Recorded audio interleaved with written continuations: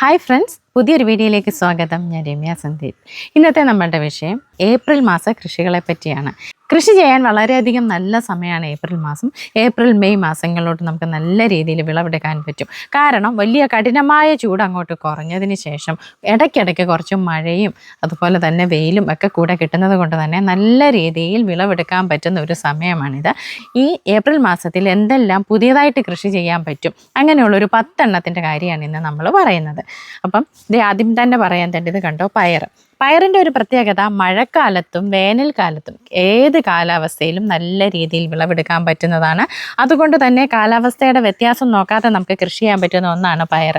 ഇത് കണ്ടോ, ഇതൊരു മെറൂൺ കളറിലെ പയറാണ്. കണ്ടോ, ഈ മെറൂൺ കളറിലെ കുറ്റിപ്പയറും വള്ളിപ്പയറും അതുപോലെ തന്നെ ഒരു 20-ലധികം പയർ വെറൈറ്റികൾ തന്നെ, അതിൻ്റെ വിത്തുകൾ നമ്മുടെ സാൻഡ്രം ഓൺലൈൻ സ്റ്റോറിൽ ലഭ്യമാണ്. 300-ലധികം വെറൈറ്റി പച്ചക്കറി വിത്തുകളും നമ്മുടെ സാൻഡ്രം ഓൺലൈൻ സ്റ്റോറിൽ ലഭ്യമാണ്. നിങ്ങൾക്ക് വേണമെന്നുണ്ടെങ്കിൽ വാട്സാപ്പിൽ മെസ്സേജ് ചെയ്ത് കാറ്റലോഗ് നോക്കി ഓർഡർ ചെയ്യണം കേട്ടോ.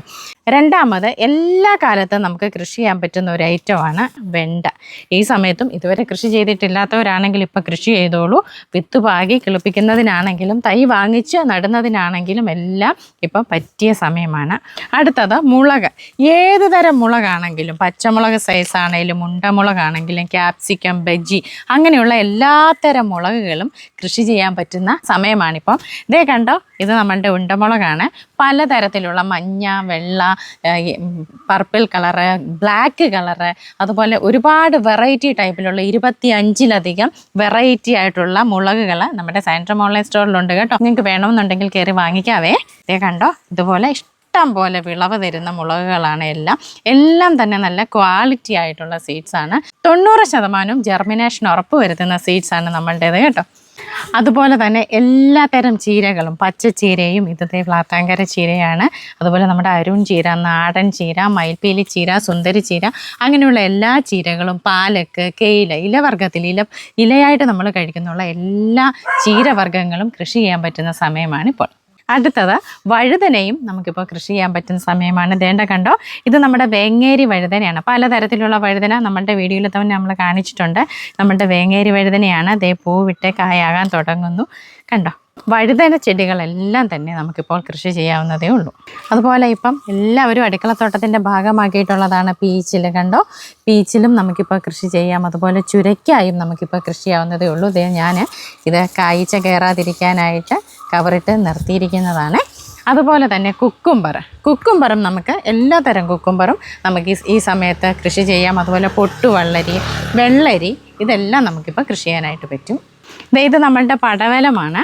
പടവലവും ഇതുപോലെ വള്ളിയായിട്ട് പടരുന്ന ഐറ്റം എല്ലാം കൂടുതൽ വിളവ് ലഭിക്കുന്നത് താഴെ നടുമ്പോഴാണ്, നിലത്ത് നടുമ്പോൾ. അതുപോലെ തന്നെ നിലത്ത് നടാൻ സൗകര്യം ഇല്ലാത്ത ആളുകൾ വേണ്ട ഇതുപോലെ എയർ പ്രൂണിങ് പോട്ട് വാങ്ങിച്ച് നടുവാണെങ്കിൽ തന്നെ നല്ല രീതിയിൽ വിളവ് തരുന്നതിന് ഈ ടൈപ്പ് പോട്ടുകൾ സഹായിക്കുന്നുണ്ട്. ഇത് കണ്ടോ, നമ്മളുടെ പടവലൊക്കെ ഇപ്പം പൂവിട്ട് തുടങ്ങി. ബേബി പടവലും ഹൈബ്രിഡ് പടവലും അതുപോലെ വലിയ നാഗ പടവലും, ഒരുപാട് നീളമുള്ള ടൈപ്പ് പടവലം ഉണ്ടല്ലോ, അതിൻ്റെ എല്ലാം വിത്ത് നമ്മളുടെ കയ്യിലുണ്ട് കേട്ടോ. ഇത് ആ ലോങ് പടവലമാണ്, അതിപ്പം പൂവിട്ട് തുടങ്ങിയിട്ടുണ്ട്. അതുപോലെ മത്തനും ഇപ്പോൾ കൃഷി ചെയ്യാൻ പറ്റിയ സമയമാണ്. നമ്മളും ഇതുപോലെ എയർ പ്രൂണിങ് പോട്ടിനകത്താണ് മത്തൻ നട്ടിരിക്കുന്നത്. അതിനുശേഷം ഇതിനെ നമ്മളുടെ മഴവെള്ള സംഭരണിയുടെ പുറത്തോട്ട് ഓലക്കീറൊക്കെ ഇട്ട് നമ്മളിങ്ങനെ പടർത്തിക്കൊണ്ട് വരികയാണ്. ഇതുപോലെ വെള്ളരി ആണെങ്കിലും കുക്കുംബർ ആണെങ്കിലും തണ്ണിമത്തനാണെങ്കിലും എല്ലാം ഇതുപോലെ വളർത്താനായിട്ട് പറ്റും. അപ്പം ഇതെല്ലാം ഇപ്പം നമുക്ക് കൃഷി ചെയ്യാനായിട്ട് പറ്റും. അതുപോലെ കോവൽ തണ്ടുകൾ വെച്ച് പിടിപ്പിക്കുന്നതിനും ഇപ്പം നല്ലതായിട്ട് കായ്ഫലം ലഭിച്ചതിന് ശേഷം മുരടിച്ച് നിൽക്കുന്ന, അല്ലെങ്കിൽ തന്നെ 2 കൊല്ലമൊക്കെ ആയിട്ടുള്ള കോവലുകൾ പ്രൂൺ ചെയ്ത് കൊടുക്കുന്നതും ഈ സമയത്താണ്. നല്ല രീതിയിൽ ശാഖകൾ പൊട്ടി ഇഷ്ടം പോലെ കായ്കൾ പിന്നീട് ഉണ്ടാവും. അതുകൊണ്ട് ഈ സമയത്ത് പ്രൂൺ ചെയ്ത് കൊടുക്കാൻ ശ്രദ്ധിക്കുക. ഇത് കണ്ടോ, ഇത് നമ്മളുടെ തക്കാളി വഴുതനയാണ്. ഇലയും അതുപോലെ തന്നെ കായും നമുക്ക് ഭക്ഷണത്തിന് വേണ്ടി ഉപയോഗിക്കാൻ പറ്റുന്നതാണ്.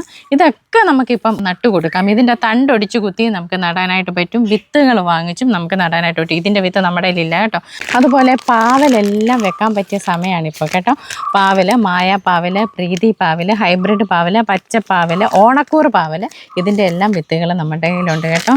ഇതെല്ലാം കായ്ച്ച് കുത്താതെ കവറിട്ട് നിർത്തിയിരിക്കുകയാണ്. ഒരുപാട് കായ്ഫലം ലഭിച്ചിട്ടുണ്ട്. അതുപോലെ തക്കാളിയും ഇപ്പോൾ നട്ടുപിടിപ്പിക്കാൻ പറ്റിയ സമയമാണ്. പലതരത്തിലുള്ള തക്കാളികൾ, വെറൈറ്റി ആയിട്ടുള്ള ബ്ലാക്ക് കളറുള്ള തക്കാളി, ലൈബീരിയൻ തക്കാളി, ടോഗോ തക്കാളി, അങ്ങനെ ഒരുപാട് വെറൈറ്റി ആയിട്ടുള്ള ഒരു 20-ലധികം തക്കാളി വിത്തുകൾ നമ്മുടെ കയ്യിലുണ്ട് കേട്ടോ.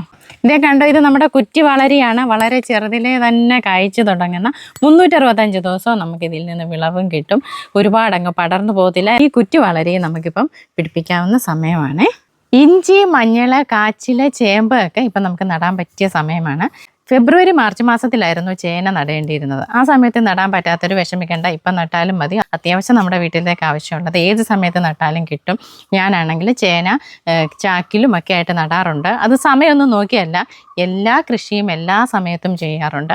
1-2 വേനൽ മഴ ലഭിച്ചത് കൊണ്ട് കപ്പ നമുക്കിപ്പോൾ നടാനായിട്ട് പറ്റിയ സമയമാണ് കേട്ടോ. അപ്പം നിങ്ങളും എല്ലാവരും നമ്മുടെ അടുക്കളത്തോട്ടത്തിൽ 1, 2, 3 വെച്ച് എല്ലാ ഇനങ്ങളും വെച്ച് പിടിപ്പിക്കുകയാണെങ്കിൽ നമുക്ക് വേണ്ടുന്ന എല്ലാ ദിവസത്തേക്കുമുള്ള പച്ചക്കറികൾ നമുക്ക് വിളവെടുക്കാനായിട്ട് സാധിക്കും. അപ്പോൾ ഇന്നത്തെ വീഡിയോ നിങ്ങൾക്ക് എല്ലാവർക്കും ഉപകാരപ്രദമായെന്ന് വിശ്വസിക്കുന്നു. മറ്റൊരു വീഡിയോയുമായി വീണ്ടും കാണാം. നന്ദി.